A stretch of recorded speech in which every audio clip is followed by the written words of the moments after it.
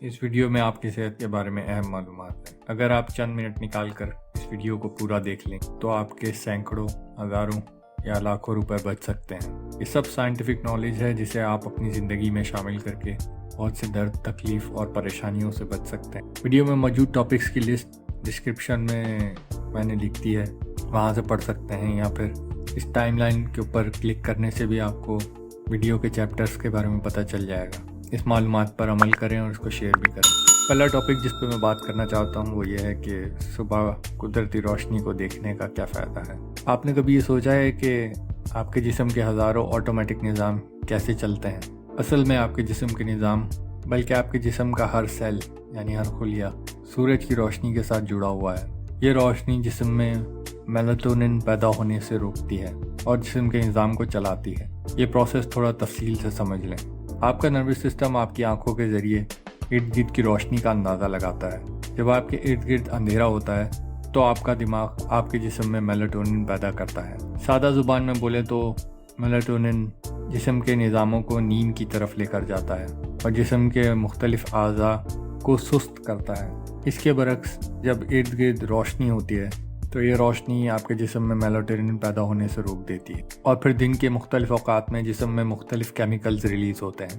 ان chemicals کے اوپر آپ کے جسم کے ہزاروں نظام چلتے ہیں۔ اس کو سرکیڈین ردم کہتے ہیں۔ یہ نظام ایک گھڑی کی طرح ہوتا ہے اور آپ کے اندر مختلف تبدیلیاں لے آتا ہے۔ یہ آپ کی توجہ، آپ کے موڈ اور آپ کے کام کرنے کی صلاحیت پر اثر ڈالتا ہے۔ آپ کی بھوک اور آپ کے کھانا ہضم کرنے کے نظام اور بہت سے دوسرے نظاموں کو یہ سرکیڈین ردم ہی چلاتا ہے۔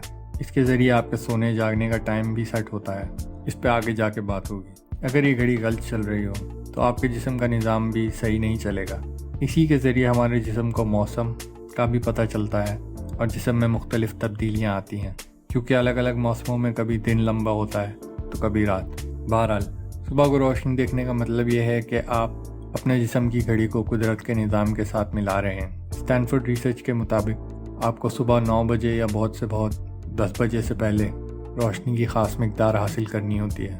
یہ روشنی کی مقدار 1,00,000 لکس ہے۔ جیسے وزن kg میں ناپا جاتا ہے اور فاصلہ کلومیٹرز میں، ایسے ہی روشنی کی مقدار کو لکس میں ناپا جاتا ہے۔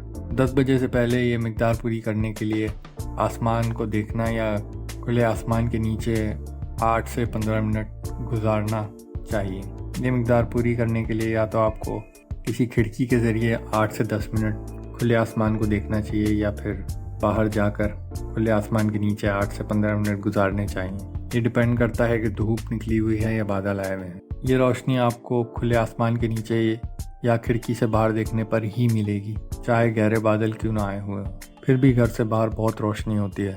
اس سے آپ کا سرکیڈین ردم ریسٹ ہو جائے گا اور آپ روٹین کے کام اچھے طریقے سے کر سکیں گے۔ یہ یاد رکھیں کہ روشنی اتنی تیز نہ ہو کہ آپ کی آنکھوں میں کوئی تکلیف ہو جائے۔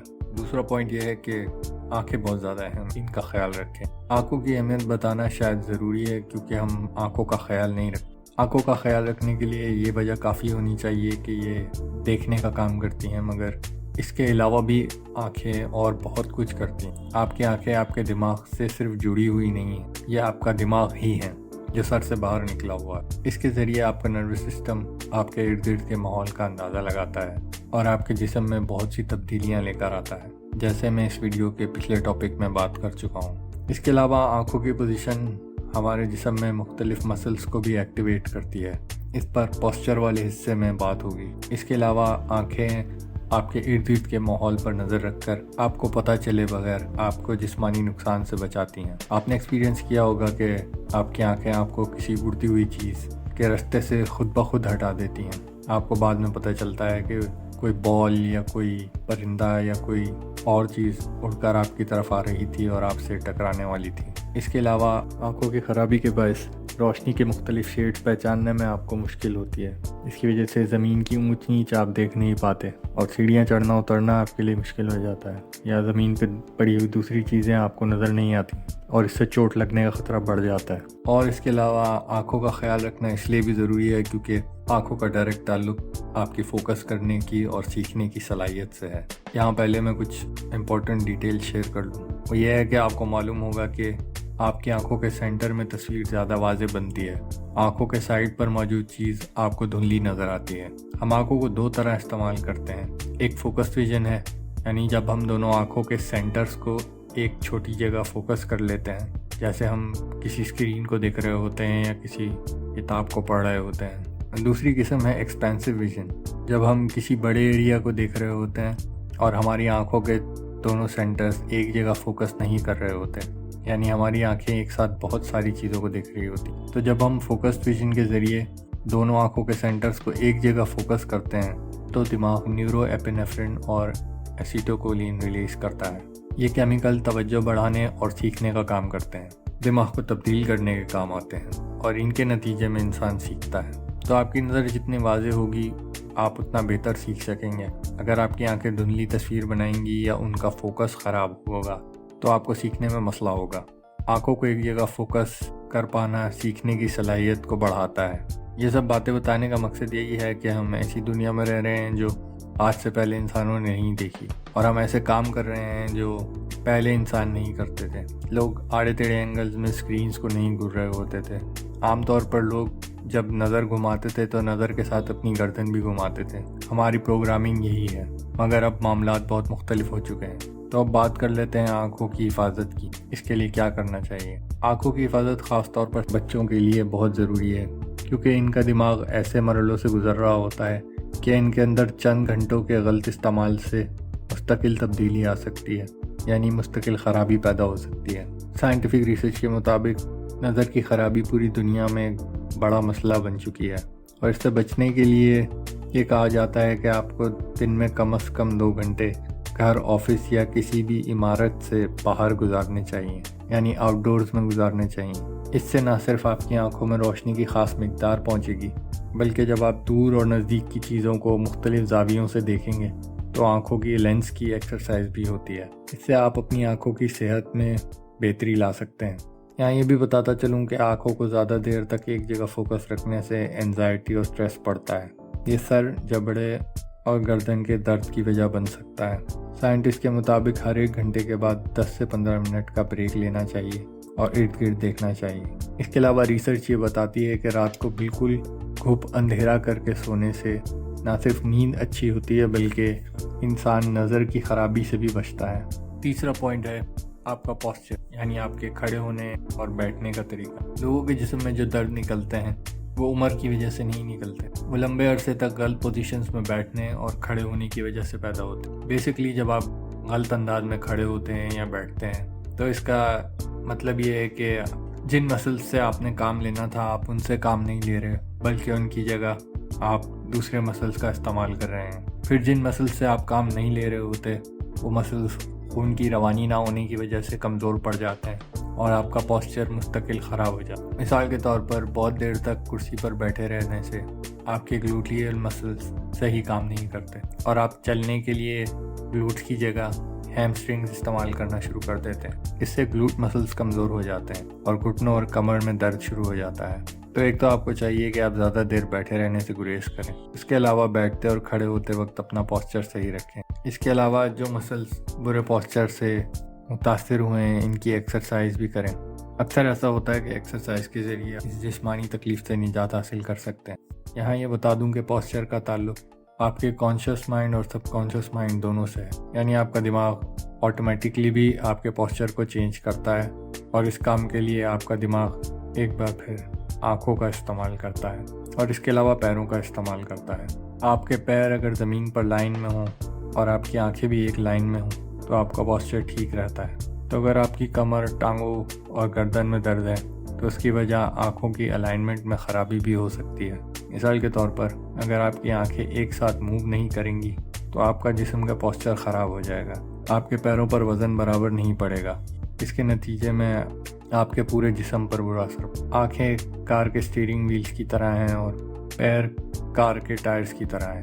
آنکھیں پیروں کو کنٹرول کرتی ہیں مگر کبھی آنکھیں صحیح موو نہیں کرتی، تو اس کی وجہ سے آپ کا پوسچر خراب ہو جاتا ہے اور پیروں پر وزن برابر نہیں پڑتا، اس سے پورا جسم متاثر ہوتا ہے۔ تو اگر آپ کی کمر، ٹانگوں اور گردن میں درد ہے تو اس کی وجہ آنکھوں کی الائنمنٹ میں خرابی بھی ہو سکتی ہے۔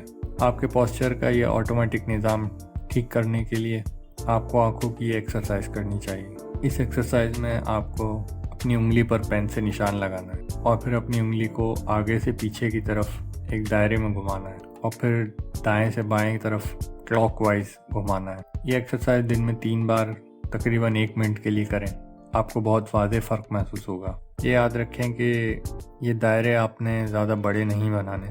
جب آگے سے پیچھے کی طرف دائرہ بنائیں تو تقریباً 10-15 سینٹی میٹر کی دوری تک کا دائرہ بنائیں، اور جب آپ دائیں سے بائیں کی طرف دائرہ بنائیں تو بھی 10 سے 15 سینٹی میٹر کی چوڑائی کا دائرہ بنائیں۔ اس کے علاوہ روزمرہ کی زندگی میں اس بات کا خیال رکھا کریں کہ آپ کمپیوٹر سکرینز یا فون کی سکرینز کو دیکھتے ہیں تو صحیح پوسچر میں بیٹھ کر دیکھیں، اور آپ کی آنکھوں کی پوزیشن بھی برابر ہونی چاہیے، اور اس بات کا بھی خیال رکھیں کہ اس کی روشنی بہت زیادہ تیز نہیں ہونی چاہیے۔ اور اس کے علاوہ جو میں نے آنکھوں کے بارے میں الگ سے انفارمیشن دی ہے اس پہ بھی عمل کیجیے۔ چوتھی چیز ہے نیند۔ یہ ایک بہت بڑا ٹاپک ہے۔ ماہرین اچھی صحت کے لیے 3 چیزوں کی بات کرتے ہیں: خوراک، ایکسرسائز اور نیند۔ آپ کے لیے جاننا ضروری ہے کہ اچھی نیند کے بغیر نہ خوراک کام آئے گی نہ ایکسرسائز۔ اچھی صحت کے لیے نیند بنیادی اہمیت کی حامل ہے۔ نیند ہماری زندگی کے تمام کاموں کی بنیاد ہے، مگر ہم ہر کام کے لیے سب سے پہلے نیند کو داؤ پہ لگا دیتے ہیں۔ اچھی نیند کے بغیر انسان کا دماغ صحیح کام نہیں کرتا،